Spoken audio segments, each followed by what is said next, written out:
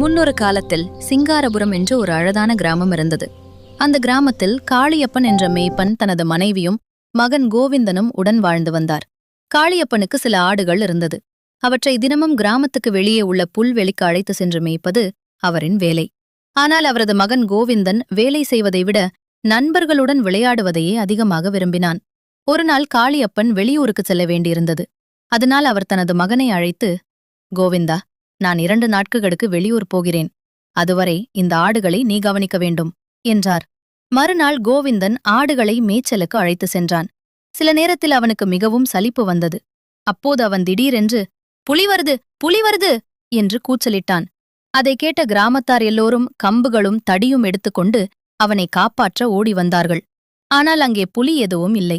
கோவிந்தன் சிரித்துக்கொண்டு, நான் சும்மா வேடிக்கை பார்த்தேன் என்றான். இதை கேட்ட கிராமத்தார் மிகவும் கோபமடைந்து, இப்படி போய் சொல்லக்கூடாது என்று அவனை கண்டித்துவிட்டு திரும்பி சென்றார்கள். சில நாட்கள் கழித்து உண்மையாகவே ஒரு புலி அந்த புல்வெளிக்கு வந்தது. அது ஆடுகளை தாக்கத் தொடங்கியது. பயந்து போன கோவிந்தன், புலி வருது, காப்பாற்றுங்கள் என்று கத்தினான். ஆனால் அவன் முன்பு பொய் சொன்னதால் யாரும் அவனை நம்பவில்லை. யாரும் உதவ வரவில்லை. இறுதியில் புலி சில ஆடுகளை பிடித்துக் கொண்டு போய்விட்டது. கோவிந்தன் மிகவும் வருந்தினான். அதனால் குழந்தைகளே, பொய் பேசினால் ஒரு நாள் உண்மை சொன்னாலும் யாரும் நம்ப மாட்டார்கள். எப்போதும் உண்மையே பேச